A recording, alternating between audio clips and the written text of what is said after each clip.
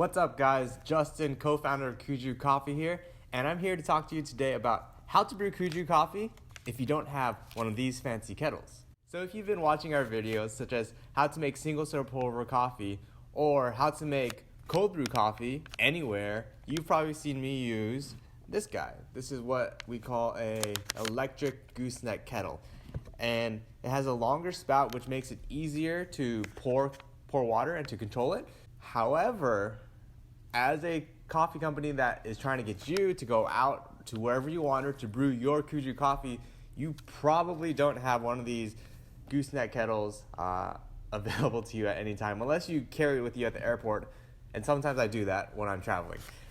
So we're here today to talk about what the alternative ways to brew Kuju coffee if you don't have one of these fancy kettles. So like I said, one of the benefits to this pour over kettle is that it has a longer spout and it is electric, so it boils water really fast. But that does not mean that you absolutely need this to brew single serve pour over. Really all you need to brew single serve pour over is a cup to put your pour over in and some sort of mechanism, some sort of pot or kettle to hold your hot water to pour over. So we've got a couple options for you. The first option is if you don't have a fancy kettle is to use a regular kettle. So you've seen these before. This is just a regular electric kettle. It doesn't have the fancy spout, but it does heat up water. This is really great if you're at an Airbnb. A lot of times Airbnbs have this. Hotels oftentimes have this. A pro tip is that if you're at a hotel and you need hot water, you can most likely call down to the front desk and ask them for a kettle for hot water. A lot of times they carry it because they know that their customers ask for it. So this works the same way. You just put on, plug it in, press on, and you're able to pour hot water. And the only downside of this is that you're not able to pour in as controllable as a manner. But like I'll show you here, it doesn't matter that much because we can pour perfectly fine. So that's your first option. It's the standard electric kettle. The second option I got for you here is a stovetop kettle. You'll see that this is actually a gooseneck stovetop kettle, but the difference between this one and the one that we use in the videos is that this doesn't heat up by plugging it into a wall. You actually have to put it on a stovetop.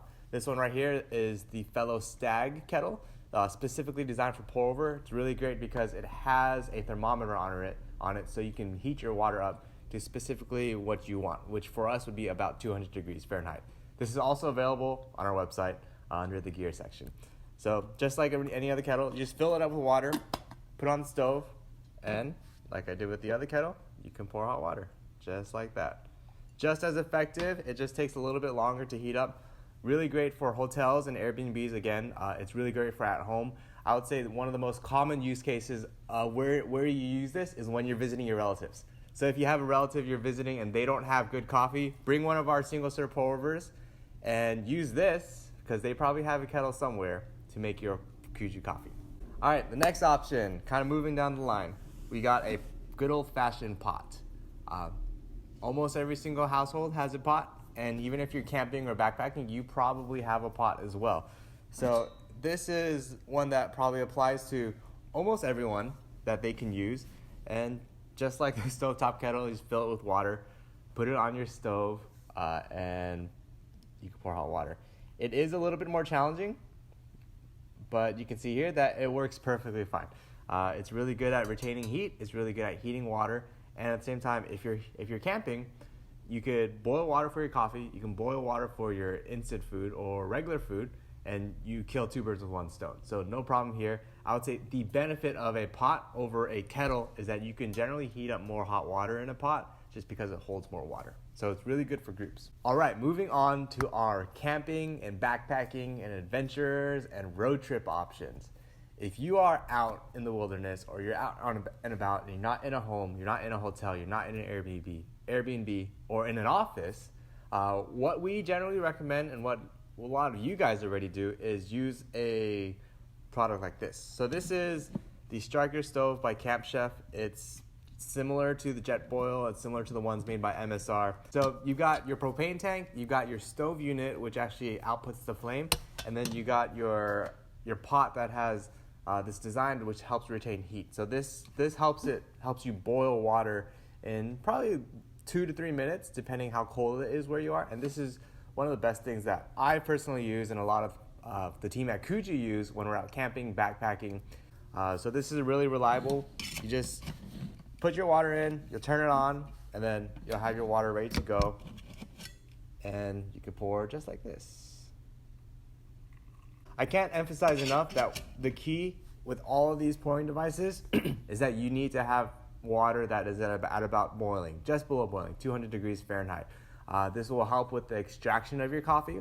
And if you don't, then you'll get a more diluted cup of coffee. So if you're not doing that yet and you haven't been getting good cups of coffee from our single serve pour overs, make sure your water is just below boiling. The first 4 things that we talked about were all things that you kind of generally come prepared for. A lot of times your office will have kettles, will have hot water, but sometimes you might not have anything. For example, you might have some Kuju coffee in your backpack and you're at the airport, but you don't have a kettle with you. So what do? For me, what I do is I carry an insulated bottle with me, and if I want my own coffee at the airport, I just go to one of the cafes and I ask them to fill me up on hot water. There's no issue. And the really great thing about these is that it holds your hot water, so you can actually save it for brewing it maybe even on the plane.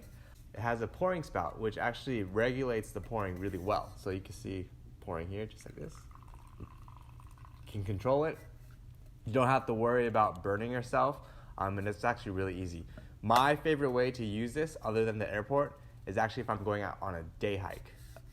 If I'm doing a summit, what I love to do, I'll bring a bottle of hot water, I'll bring a pocket pour over with me, and I'll bring a small cup so that when I get to the summit, I can just take this out and pour myself a fresh cup of coffee, which is a lot easier than bringing around a full stove setup for brewing coffee on the top of a mountain. So fun fact, you could use any size. We have these Pacific Blue Hydro Flasks with our logo on it available on our website as well. And then the last option that we have here is the most basic. You literally don't need anything.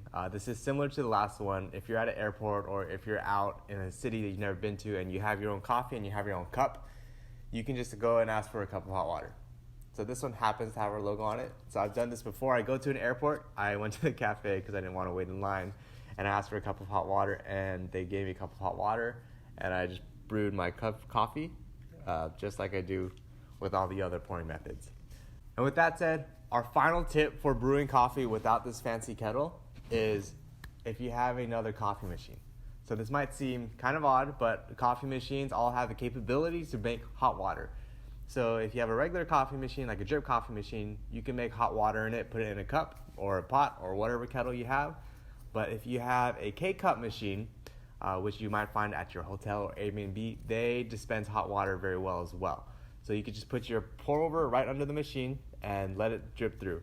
Although you should be careful to make sure that the water doesn't overflow, because sometimes it can fill faster than it can drip through. So just one tip there. So that's it, guys. Those are the ways you can brew Kuju coffee if you don't have a fancy kettle.